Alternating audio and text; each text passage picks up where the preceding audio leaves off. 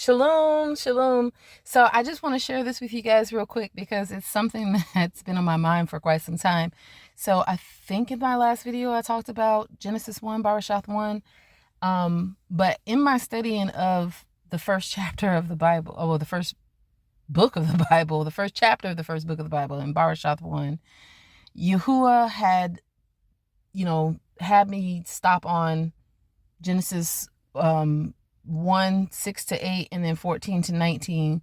And he was just talking to me about, he was emphasizing to me about how the firmament or the expanse between the waters above and the waters below, he called it heaven. And then he tells us in verses 14 to 19 that he placed the sun, moon, and the stars in the firmament or the expanse that he called heaven, right? So the whole time that he's been talking to me about this, it was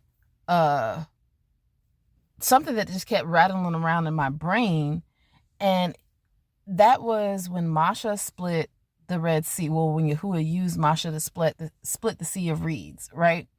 And anybody that knows the story knows that prior to them coming to the Sea of Reeds, the Israelites and the mixed multitude that came out of Egypt with the Israelites were being led through the wilderness by the cloud by day and the pillar of fire by night, right?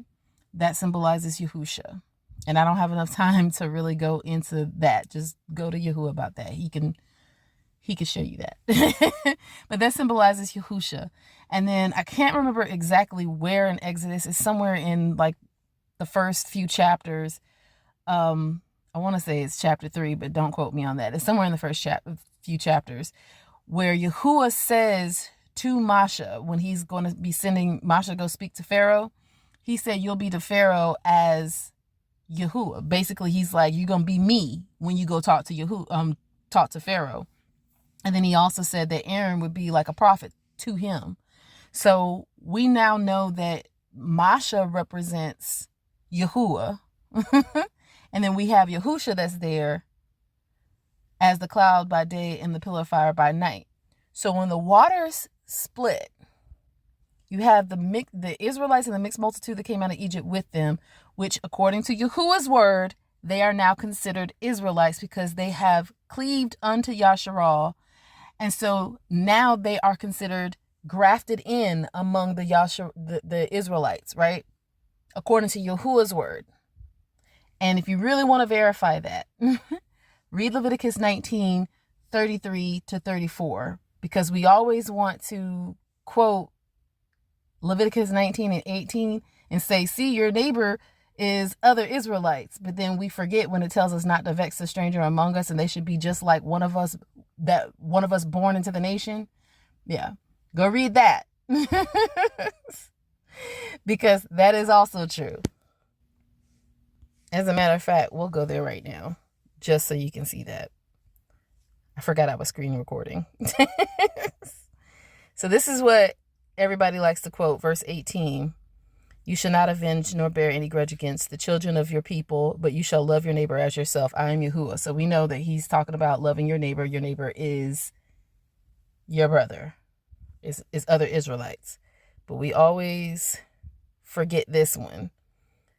Verse 33, and if a stranger sojourn with you in your land, you shall not vex him, but the stranger that dwells with you shall be unto you as one born among you, and you shall love him as yourself, for you were strangers in the land of Mitzrayim. I am Yahuah Eluah. All right, so this is for those people that think that if you don't have brown skin, you can't be an Israelite. If this person comes and cleaves unto Yasharal and dwells amongst Yasharal and does the things that Yahuah tells them to do, they follow the law, statutes, and commandments of Yahuah as well. According to Yahuah, they are Israelites. Now, if that's an issue for you, please, by all means, take that up with Yahuah. That's his word, not mine. So back to what I was saying. So you have the Israelites in the wilderness being led by Yahusha. And then they get to the Sea of Reeds, and Masha, who represents Yahuah, splits the waters, just like Yahuah did in Barashath chapter 1. Split the waters, right? So then I started thinking about it. So, well, before I go there, because sometimes I stop mid thought and I go someplace else. So with that being said, he was showing us the only ones that can walk in the midst of heaven, which we spiritually walk in the midst of heaven, because we know that when Yahusha comes back, we're going to the renewed Jerusalem, right? But spiritually walk in the midst of heaven with Yahuah and Yahusha are the Israelites. He was showing us that when he split them waters, right? It was more than just him showing his might. He was also telling a story. He was also revealing himself. He was also revealing how we are to be with him and Yahusha, right? Then he was also showing us by splitting the waters the division between the world and Israel, right? So Yasharal is the waters above. The world is the waters below, right? So I was like, okay, how is that possible, right? This is what I'm asking Yahuah, because I'm going to go here real quick. When you go to Genesis 1 and you go to verse 6, right? And Yahuah said, let there be a firmament in the midst of the waters, and let it divide the waters from the waters. And Yahuah made a firmament and divided the waters which were under the firmament from above the waters which were above the firmament, and it was so. And Yahuah called the firmament heaven, and the evening and the morning were the second day. So when you look at 6 and 7, where it says he divided the waters, and Yahuah made the firmament and divided the waters which were under the firmament from the waters which were above the firmament, and it was so. So we know in verse 8, he said the firmament is heaven. So you got waters below the firmament and waters above the firmament, right? So when you go on here, you can click on either one of these, but you click on tools. I'm going to do verse 7. You can click on either one of them. It's going to give you the same thing.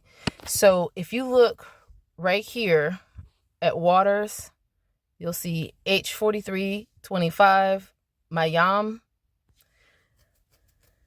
And then if you click on that Strong's Concordance number, it'll open it up. It'll tell you water, waters, water of the feet, urine, which is kind of nasty, the danger, violence, transitory things, refreshment, right?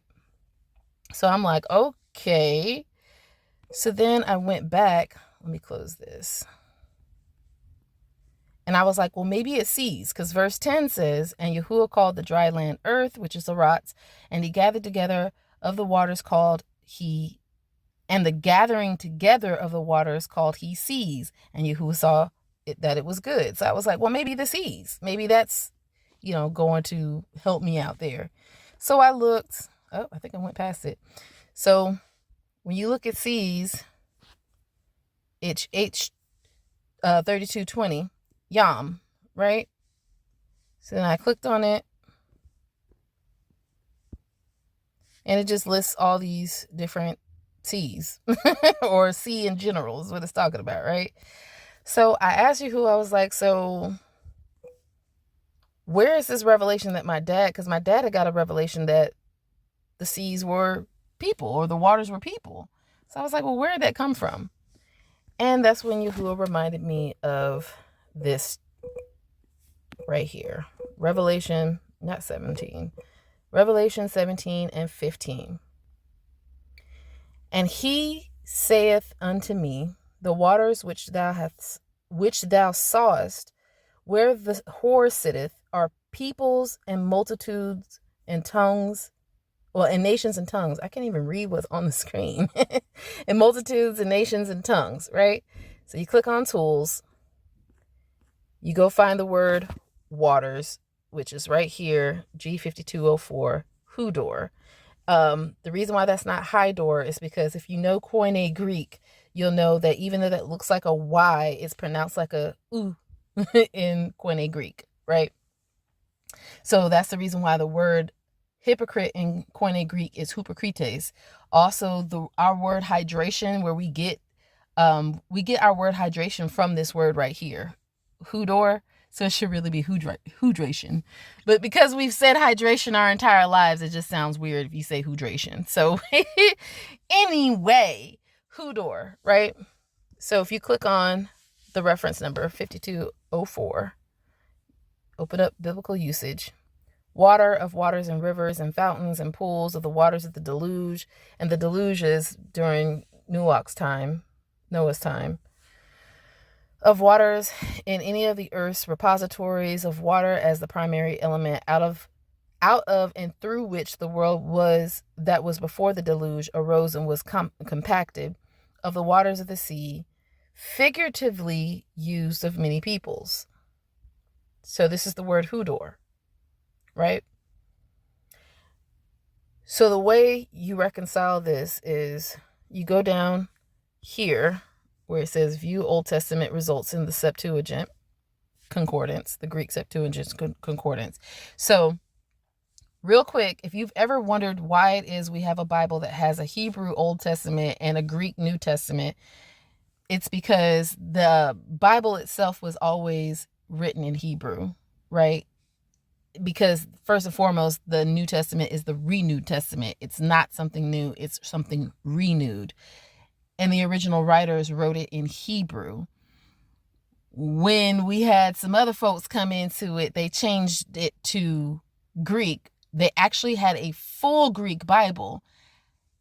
And the Old Testament was what you call the Greek Old Testament was what you call the Septuagint.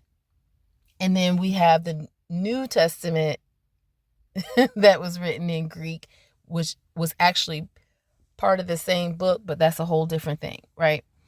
But so you have the Greek Old Testament, which is called the Septuagint. And if you click on that right there,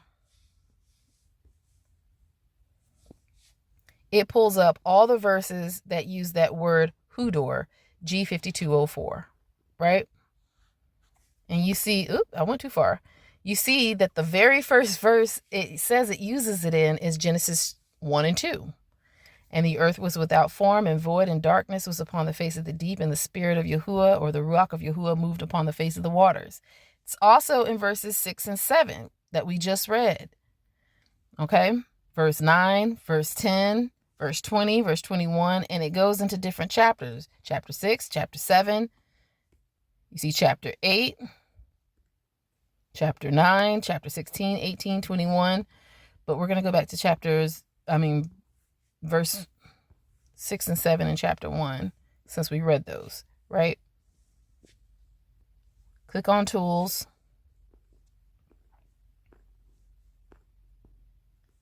So you see it pulls it up. Mayam 4325. We're going to go back. And I just want you guys to see that it is, in fact, the correct chapter and verse. It's telling you that what you just saw was Genesis 1 and 6. So then we're going to go right here. We're going to click on that where it says Septuagint. Okay? I want you to note, it still says Genesis 1 and 6. We're going to scroll down. Now you have the Greek words over here and the Strong's Concordance reference number over here. So if it is the same word that's used in Revelation 17 and 15, we should be able to see over here, we should be able to see G5204.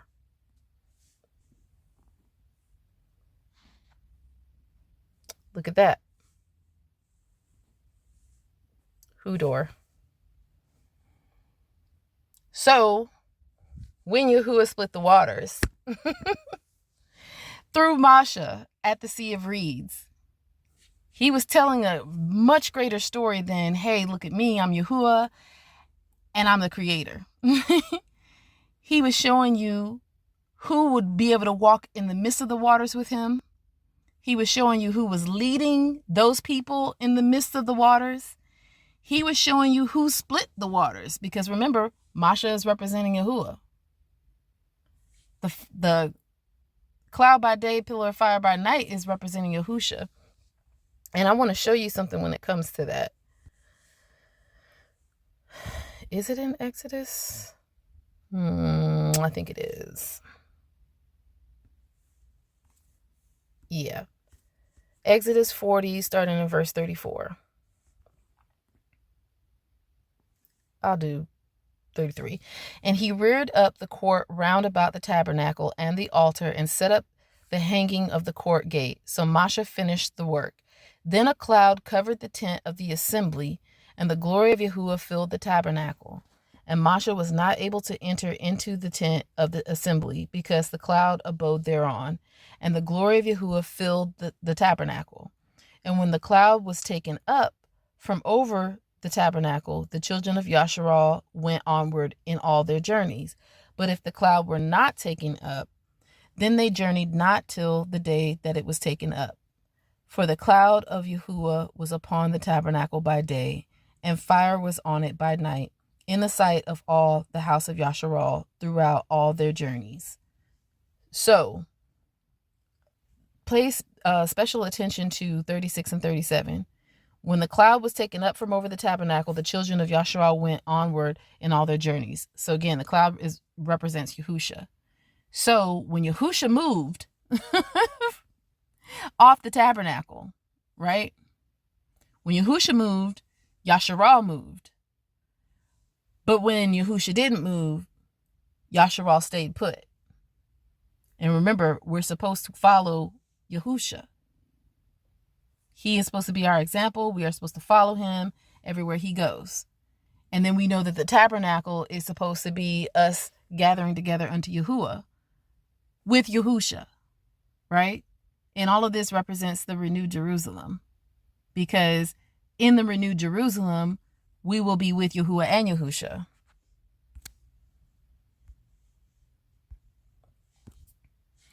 And he showed me a pure river of water of life, clear as crystal, proceeding out of the throne of Yahuah and of the Lamb. In the midst of the street of it, and on either side of the river, was there the tree of life, which is Yahusha, which bore 12 manner of fruits, which is Yasharal, and yielded her fruit every month. And the leaves of the tree were for the healing of the nations.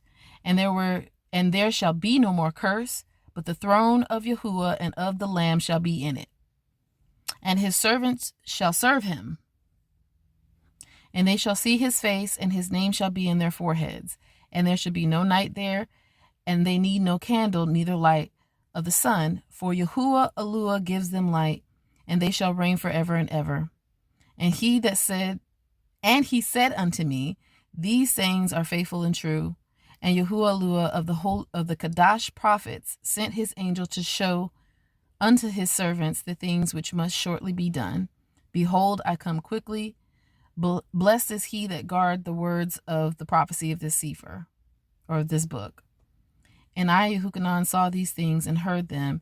And when I had heard and seen, I fell down to worship before the feet of the angel which showed me these things. Then said he unto me, see, you do it not, for I am your fellow servant, and of your brethren the prophets, and of them which guard the words of this book. Worship Yahuah.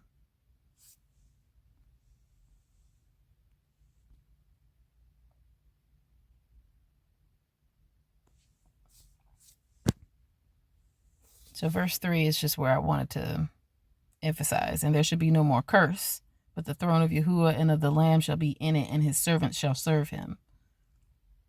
All right. So Yahuah gonna be there. We don't need any candle or any light or any light of the sun, because Yahuah gives them light. Yahuah is gonna be there. Okay. All right. Yeah. So when I was thinking about this, it just, yeah. Yahuah tells a much bigger story than just what we see on the surface. I mean, yes, on the surface, because when you are a pharaoh of Egypt, or, even when you're the emperor of a nation or whatnot, a lot of those people would exalt themselves into the place of Yahuah, which is exactly what Hasatan tried to do. So we already know what Ruach they're from. They're not from Ruach HaKodesh. But they would be looked at by the people as deities. And Yahuah had to show Pharaoh that, nah, you're not the one. I'm the one. So yes, that is part of the message, but there's a deeper message. He was showing us his kingdom. He was showing us walking in the midst of him. He was showing us dwelling with him. He was showing us being led by our king and our bridegroom and our kinsman redeemer. I don't know why I said redeeming. Our kinsman redeemer, Yahusha, protected by our father Yahuah in the midst of the waters. And that the waters being divided, he divided his people from the people of the world. Set apart. He set them apart. Right? We are to be set apart, are we not? So just, yeah. That was pretty awesome to me. I just, Yahuah showing that to me, and I just want to share that with you all, and prayerfully it makes sense. All right, let me go. Much ahaba and shalom.